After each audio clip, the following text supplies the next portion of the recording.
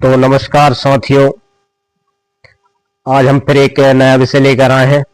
जैसा कि हमारा पहले पिछले वीडियोस में जो विषय चल रहा है पेरियार जी को लेकर, उसी से संबंधित हम विषय लेकर आए हैं, जिसमें हमने उनके 5 सवालों के जवाब तर्क सहित दिए थे। अब हम उनके 3 सवाल और लेकर आए हैं। तो छठवां सवाल जो है वो इस प्रकार से है कि भगवान है ही नहीं, अगर वो है तो क्या भगवान तुम व्यभिचारी हो जो मंदिरों में देवदासियां रखते हो।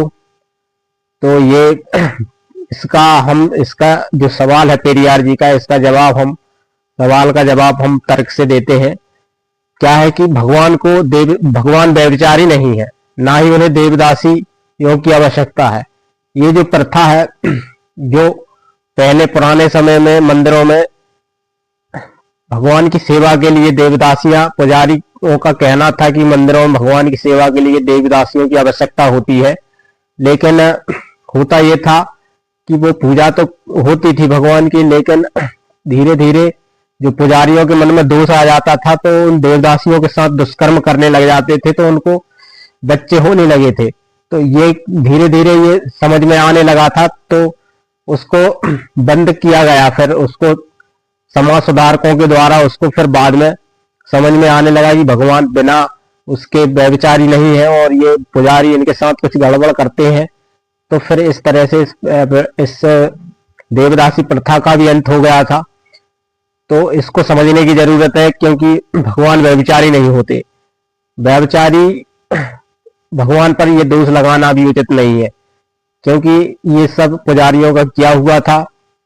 तो ये भगवान के ऊपर बिल्कुल भी ये बात लागू नहीं होती।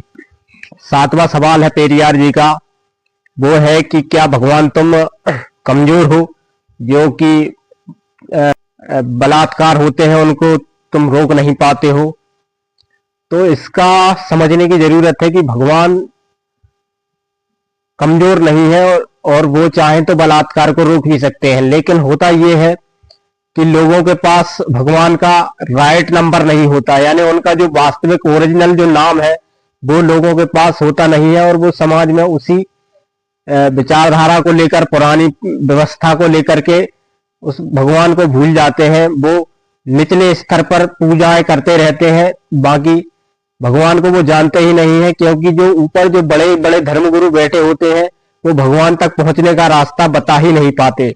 तो लोग उन्हीं छोटी छोटी क्रियाओं में लगे रहते हैं, वो धर्म शास्त्रों का ज्ञान नहीं देते। उसी तरह से जिन लड़कियों बच्चियों का बलात्कार होता है उनको भगवान का पता ही नहीं होता। अगर यदि भगवान का उन्हें पता हो तो वो उन्हें भगवान को याद करेंगे। जैसे कि महाभारत में एक प्रसंग आता है जिसमें द्रौपदी की लाज बचाई थी भगवान ने, क्योंकि उन्होंने, द्रौपदी जी ने अपने गुरु गोविंद को, जब उन्होंने देख लिया कि कोई मेरा साथी नहीं है, कोई मुझे बचाने वाला नहीं है, कोई मेरी इज्जत का रक्षक नहीं है, तो उन्होंने, जो कि कृष्ण जी उनके गुरु भी थे, तो उनको ही उन्होंने याद किया। तो भगवान वहां पर फिर आए और उन्होंने उनकी इज्जत बचाई। तो क्या होता है कि जो लोगों के पास भगवान को याद करने का सही मंत्र, मूल मंत्र पता नहीं होता है, तो भगवान उनकी रक्षा के लिए पहुंच नहीं पाते हैं। क्योंकि वेदों में भगवान का एक नियम होता है कि भगवान बिना बुलाए किसी के उसमें नहीं जाते हैं, क्योंकि यहाँ पर दो प्रभुओं का खेल है, काल ब्रह्म और परम अक्षर ब्रह्म का। तो जो काल ब्रह्म की व्यवस्था है उसमें परमात्मा जी के वचन है, इसलिए वो परमात्मा जी इंटरफेयर नहीं करते, उसकी उस व्यवस्था में हस्तक्षेप नहीं करते।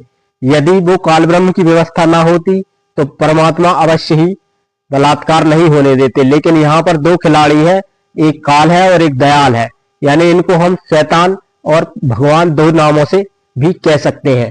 तो काल की व्यवस्था में, यानी शैतान की व्यवस्था में बलात्कार होते हैं, और यदि कोई परमेश्वर को सही उसका जो वास्तविक मूल मंत्र है उसको याद कर लेता है तो परमात्मा यानी परमेश्वर दयाल बिल्कुल पूरी तरह से बलात्कार बिल्कुल भी नहीं होने देंगे। तो इस चीज की शास्त्रों में बिल्कुल सटीक जानकारी है। बिल्कुल यदि इसकी जानकारी नहीं होती है तो हम बिना जानकारी के ये कह देते हैं कि भगवान क्या तुम इतने कमजोर हो जो कि बलात्कारों को भी नहीं रोक पाते हो।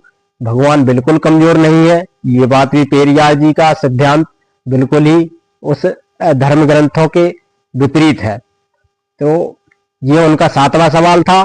8वां सवाल जो है वो ये है कि क्या भगवान तुम मूर्ख हो जो कि विश्व में भुखमरी गरीबी होते हुए भी लाखों अरबों रुपयों का अनाज दूध घी बिना खाए ही नदी नालों में बहा देते हो।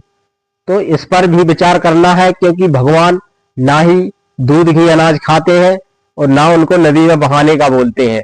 ये तो लोगों ने अपनी मानसिकता बना ली है, नदी अर्पण करते हैं और फिर वो नदी नाले में बह जाता है, ना उसको भगवान खाते हैं।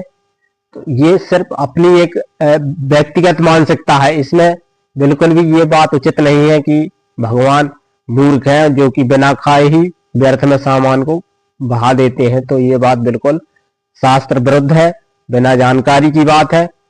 भगवान को ना दूध घी अनाज तेल की आवश्यकता होती, लोग अपने मन से इन चीजों को करते हैं। गीता जी में कहा गया है, जो लोग शास्त्र विधि को त्याग कर मनमाना आचरण करते हैं, ना उनको सुख की प्राप्ति होती है, ना उनके कार्य सिद्ध होते हैं और ना ही उनकी गति सदगति होती है।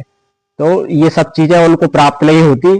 तो ये चीज बिल्कुल आपको ध्यान रखना है कि शास्त्रों के विपरीत यदि काम किया जाएगा तो भगवान उनकी बिल्कुल भी सहायता नहीं करते हैं, और फिर हम ये मानसिकता बना लेते हैं कि भगवान होते ही नहीं है, बल्कि उसको सिद्धांत को गहराई से समझने की आवश्यकता है। तो इतना ही आज के लिए। राम राम, नमस्कार।